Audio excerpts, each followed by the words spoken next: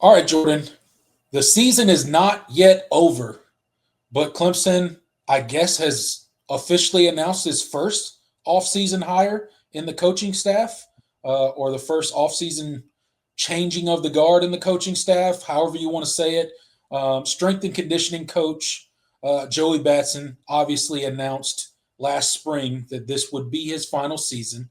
We knew it was a long time coming. He's unfortunately had some health issues as of late. He's been around Clemson for, I mean, I don't even know how long. He was at Clemson as the strength and conditioning coach before Dabo Swinney took over, and he's been the strength and conditioning coach for Dabo Swinney's entire tenure. So he has been, the heart and soul of Clemson football strength and conditioning for several decades at this point. He is going to step aside. He's going to retire. And Dabo announces this week that his successor will be Dennis Love. Has been an assistant there for a little bit. Last spring was offered the strength and conditioning position at the Minnesota Vikings and ultimately turned it down because, according to Dabo, in his presser today, they had conversations behind closed doors along with Graham Neth, the athletic department, and basically made the transition last spring. And Dennis Love and all the important people knew he was going to step in and be the head strength and conditioning coach going forward in 2026. So, Jordan, kind of your thoughts on this move, Dennis Love being announced finally, and what you think about the overall hire? Yeah, Dennis is a guy that is very intimately familiar with Clemson. He was with the program for 10 years, I believe from 2004, 5 to like 2014 ish. He's been a staple of this program, and a guy that has spent he's spent a lot of time at various different places since he left Clemson. He was with the Denver Broncos for a little bit. He was at Purdue. He was at Auburn. Obviously, the Minnesota Vikings wanted him to come be their head strength guy when he came back to Clemson. So this is a guy that is well respected within the industry, a guy that has a lot of familiarity with Clemson. I think it'll be a natural transition, obviously, since he's already here. And I think it'll be good to see a little bit of a different spin. I don't think he's going to just take what all the things that Joey Batson did and just implement them the same way. I think you'll definitely see some changes. And again, this is a guy that is well respected. Players love him. And I think he could end up being a plus for the strength and conditioning side of things, which is an area of this program that has certainly faced its fair share of criticism over the last few years. So I mean, I think this is it was a natural step. I think that Clemson was very keen on making sure that he stayed for a reason. This is it's why they basically handed him the keys last spring, essentially just said, this will be your job. And so I think it could end up being a net positive. Now, that's not a guarantee. Obviously, there's going to be some squinting and some narrowing of eyes because this is another technically internal promotion type of deal. I wouldn't call it a nepotism. Someone called it a nepo hire. I wouldn't call it a nepo hire. He doesn't have any real he doesn't have any sort of like previous ties to Dabo Swinney or anything like that. Yeah, he's been in the program before, but he's a professional and he's well qualified. He has a really, really strong resume. So I wouldn't call him a nepotism hire in the way that you might describe some of Dabo's other hires. So, but I do get the questioning from some fans as far as, okay, well, this is a guy that was already here, and we still feel like we have issues, with strength and conditioning. So, is there really going to be that much of a difference? And I think it's a fair question to ask. Like I said, I do think there will be changes, but we're yet to see if those changes will end up actually making a difference in the makeup of this team, in this program, and how these players come in and develop physically, or not. So I think there's a lot of room for skepticism, but I personally am on the side of I think this will be a net positive. Getting a guy that has a lot more years left in the tank to run this program, and he's a guy that is just going to be able to relate with the players and really be, that's one thing that I've been consistently told about him is just that the players just vibe with him in a way that very few can, and I don't think people realize how important that is when being a strength and conditioning coach, because these guys, I don't think people realize, like, your strength coach, especially in college, like you see them more often than your than your position coaches and your coordinators, Right. pretty more often than not. I mean, like, these are the guys that are with you in the off season and summer workouts. These are the guys that are constantly keeping up with how's your nutrition going, and they have other staff too, but how's your nutrition going? Are you are you making weight? Are you consistently doing the things you need to do to make sure that you're like, and you have to know these players on a personal level in a way that really no other coach on the staff really has to. And so I think Dennis is a guy that certainly can do that. And he's a guy that has a lot of relatability with the players, and I think that's important in his role. So I think this could end up being a good thing for the program, and we could possibly see some improvements.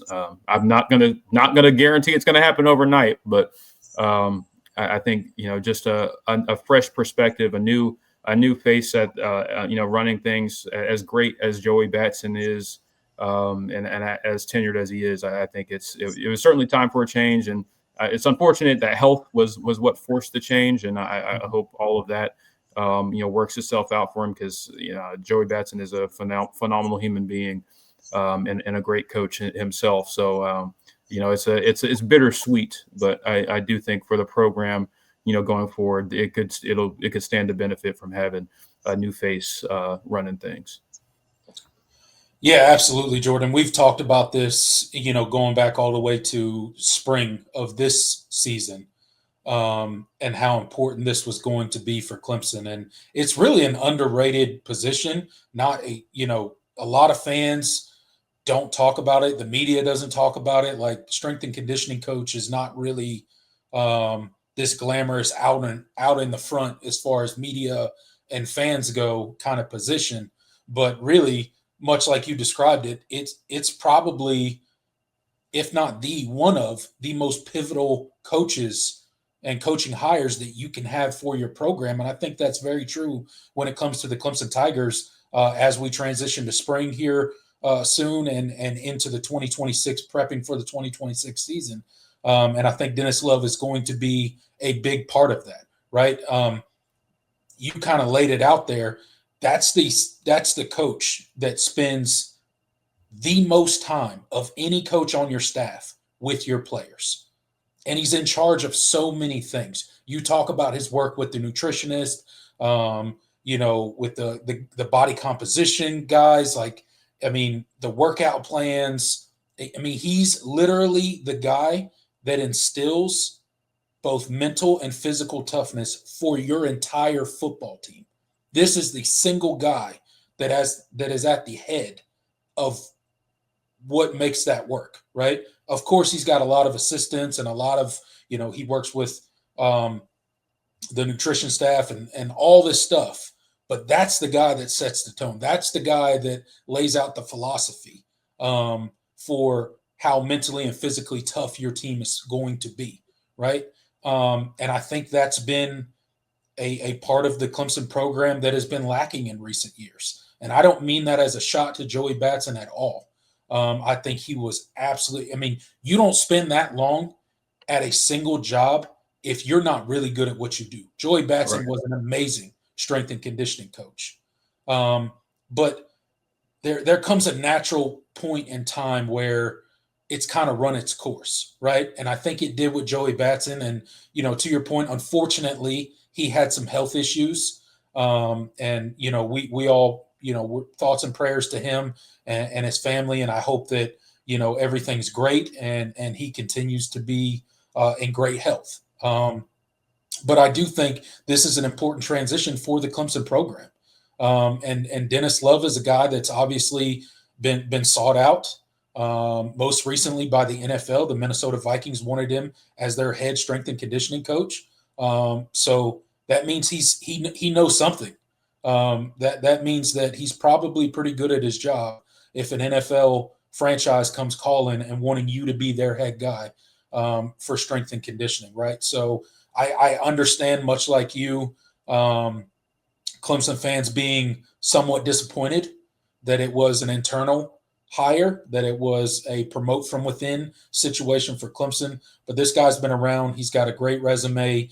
And although he's been under Joey Batson and learned a lot from him, I'm sure, he's also a completely different person with his own personality, with his own philosophies, with his own ways that he's going to implement the things that he thinks is necessary to take this program to the next level. And I'm not going to sit here and pretend like I got a list of 10 strength and conditioning coaches that I wanted Clemson to go get, right?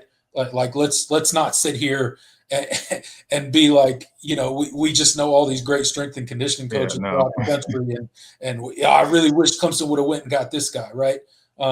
This guy's resume, I think, speaks for itself. I think the job he was offered just last spring speaks for itself, and I hope that he is going to implement some new things that kind of take Clemson to the next level, both physical toughness, mental toughness, and just staying a little bit more healthy than we have been in probably the last 4 or 5 seasons, right? So I'm excited for the change. Shout out to Joey Batson. Thank him so much for what he did for Clemson. He was a part of a lot of high highs at Clemson, and a big part of it. We just mentioned what the strength and conditioning coach does, but I'm excited for this new era of Clemson football when it comes to strength and conditioning, and I hope Dennis Love is ready to take Clemson to the next level. Yeah, absolutely. Excited to see kind of what the returns are, and like you said, I mean, congrats and thank you to Joey Batson. Phenomenal career, Yeah. an irreplaceable part of what made Clemson so great this last decade plus. And I wish him the best in retirement. Absolutely. We should have like just for for old times, like we should have like got the fourth quarter video and played Oh it. man, that's such a great video. Yeah, that would have been They don't put rings on smooth hands. Yeah. Great video. Yeah. Hypes you up, even if you're not a football player. Yeah. That video hypes me up. Makes you want to run through a wall. Yeah, for sure. He was a great strength and conditioning coach. So shout out to him, and we welcome Dennis Love. And I think he's gonna do a good job. That's my opinion. So we'll obviously see what kind of dividends we can get in year one with the new strength and conditioning coach. Just this past Saturday, Clemson finally beat a Power 4 opponent at home in the Valley for the first time in over a calendar year. You have to go all the way back to last season when they beat Virginia at home in order to get the last one. It's been a tough season for the Clemson Tigers, Jordan. It has not gone at all how we thought it was going to go. But this past Saturday, Clemson gets it done against one of their rivals in the conference, Florida State, at home. It was a night game. The crowd was crazy. The environment was amazing. The kind of fog setting in the fourth quarter. Clemson's defense makes a final stand, gets an interception, and Clemson walks it off. And a great night for the Tigers. It wasn't a pretty game by any sense of the word. It wasn't, this banner game that's this program-defining game or anything. But when you're in a season that Clemson is in currently, coming into the game at 3-5 in the win-loss column, any and all wins are welcomed, and this one was a great win, and you got to beat a conference rival in Florida State. It never gets old beating Florida State, and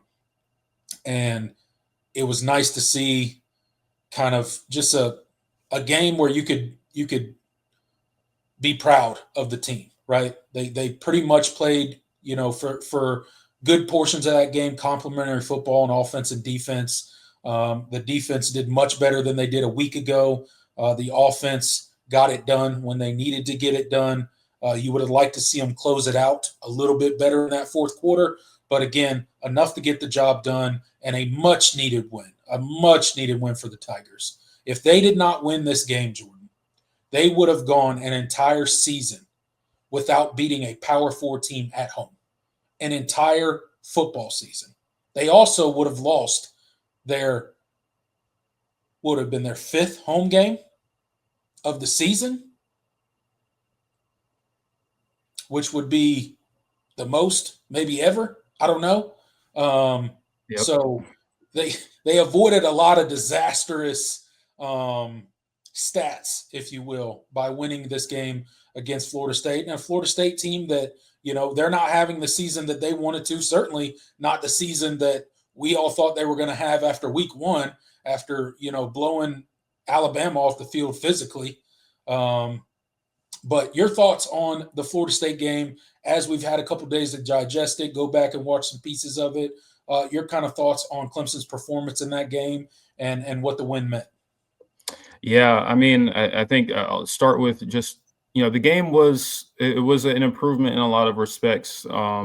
I felt like the team came out fired up to play. I was very, very proud of I was proud of the fan atmosphere. The fans absolutely showed up. It was a great environment, night game environment, for a team that was 3-5 heading into that football game. I mean, it really shows that, hey, listen, this fan base is resilient. They get a lot of, they've gotten a lot of flack from some people over the last couple of years, but listen, this fan base is still extremely passionate.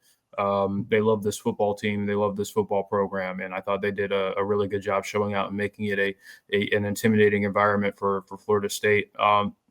As far as the game goes, I think you did what you had to do. It was not, like you said, it wasn't pretty.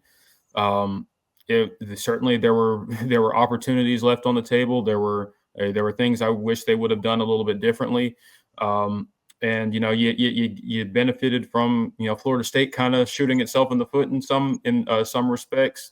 But listen, sometimes that's all you need to do. I think that was evident. I think Clemson was more than willing to let Florida State kind of win the game for them and make their own mistakes, and they capitalized. And listen, I would not trust the Clemson team to do that in previous weeks. So listen, I think they came to play. I thought the defense really settled in. They had an opportunity to give up a couple of big plays throughout the game, but largely they were very, very strong. Thomas Castellanos was, he was erratic. They forced a lot of inerrant throws. Obviously anytime you finish with 6 sacks, you had a really good day getting in the backfield. I thought they did that at a really, really nice level. I thought they did a good job containing the run. Florida State really did not get much on the ground. I think they just over 4 yards per carry. If you include the sack yardage, but I think Clemson did such a good job of jumping on them early. They felt like they really couldn't lean on their run game. And so, when Thomas Castellanos was their leading rusher, and I think he led with like 31 yards. So, all in all, I think that's a really good performance. And honestly, statistically, Clemson has been pretty good against the run this year. They're a top 25 run defense. It hasn't felt like that at times. But I think that's one thing that this team has done pretty well, and they've gotten better over the course of the season is stopping the run and being gap sound. So it's a shame the secondary has been so porous this season, and obviously the game before this last one is going to be the one that people probably remember the most.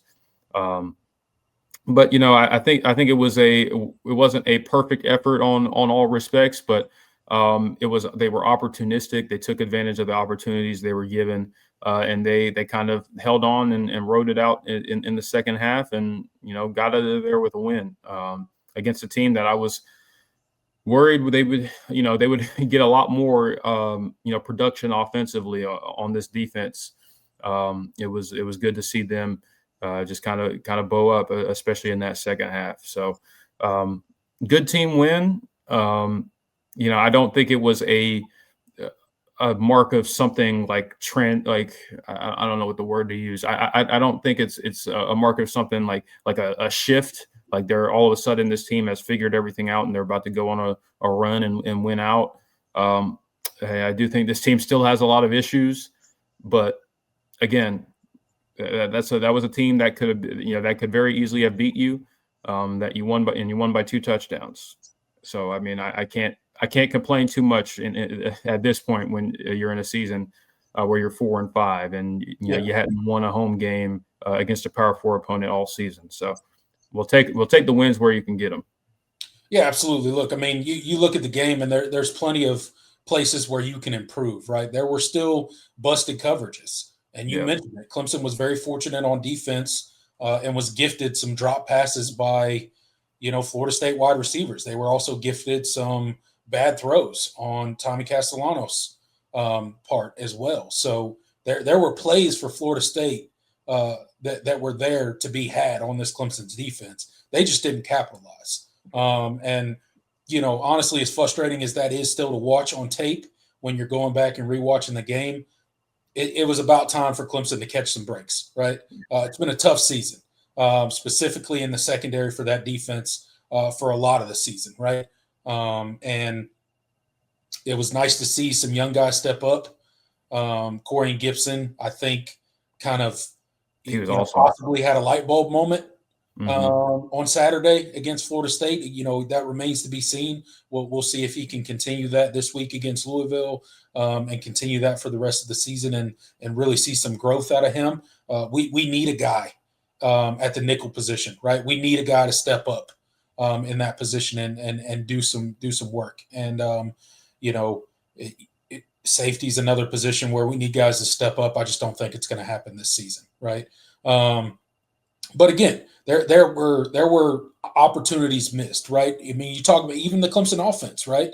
As good as they played for portions of that game, I mean, they come out, opening drive the ball right down the field, score a touchdown, get a 2-point conversion, and then go three and out. Yep. 3 and out.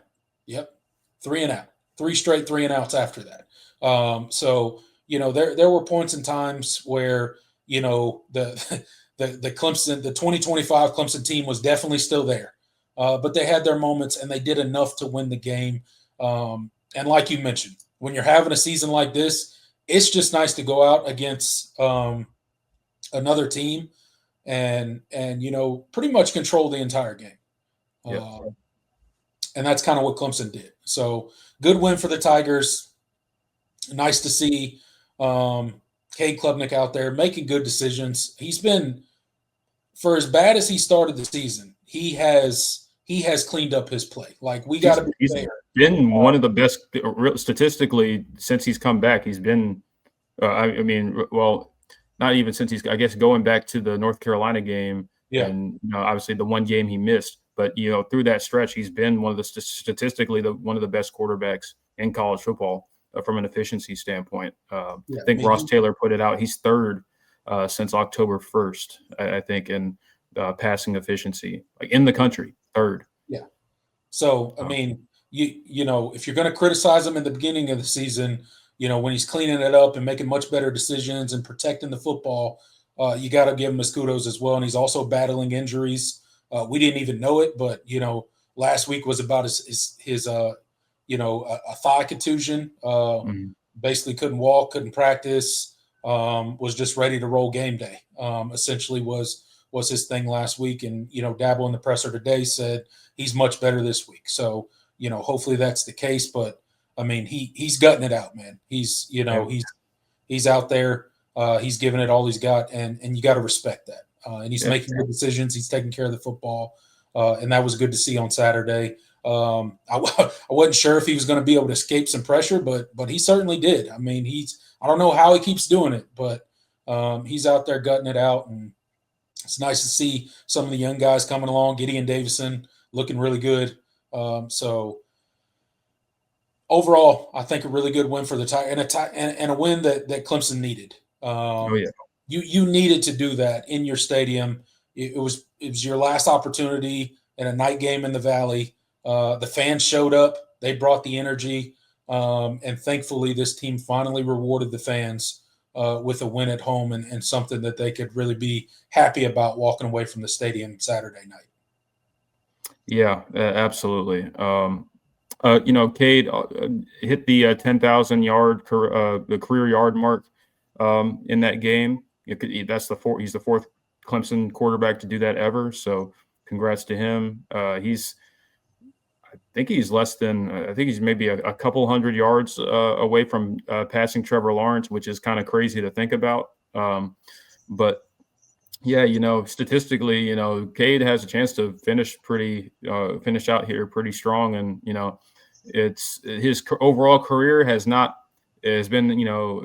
played out the way that maybe we had all hoped, and obviously his last season has not gone the way we all hoped, but he still has a chance to leave his mark in the Clemson record books. So I think that that's a cool thing for him individually. And my last thing on the defense, I'll say this: I think obviously they played better on Saturday than they did against Duke, and yeah, there were coverage busts. But I think the difference was, I guess, in this one is that I didn't feel like those coverage busts were unearned by Florida State. Like they schemed up some good. They schemed up good. Like that's one thing Gus Malzahn is always going to do. He knows how to scheme up some shot plays, man. I mean, it's sometimes a little gimmicky. Sometimes there's some trickeration and some eye candy. But I still don't like that. But I can accept. I can swallow that. That's a pill I can swallow more than you're playing Tampa 2 and your safety just doesn't get over the top. Like what? Like just flat out not playing the zone. He's like. Those things are infuriating and should never happen. Coverage busts off of because a team tricked you. That happens sometimes. Yeah. I can live with those, and luckily they didn't bite you in that game. But yeah, I mean, and I think too, we also knew going into this game, playing a Gus Malzahn offense, like you knew he was gonna get the better of this defense schematically sometimes. Like he was gonna confuse these players. And there were going to be open shots, right? That's kind of what he does. So I don't think that was all too surprising. And luckily, it never really hurt us. So we got the luck of the draw on Saturday. Yeah, absolutely. So, and listen, this is a team that statistically has been pretty unlucky. So, like you said, it was about time they got some breaks. I mean, both of these teams this year, when you look at like the advanced analytics, both probably they have two of the lowest wins below expected, two of the highest amount of losses below expected in all of college football. So this was about who would mess up the least in this game, and obviously Clemson was the team that made the fewest mistakes, and so you win. I mean, sometimes that's all you need to do to win football games like these. Absolutely. Sometimes all you need is a little bit of luck, and it was certainly Clemson's night for the ball to bounce their way. So we will take it. It was a win in the Valley. It was a night game. Like I said, great environment. Shout out to the fans that were there. And we'll take a win any way we can get it in 2025. That's for sure. Oh yeah.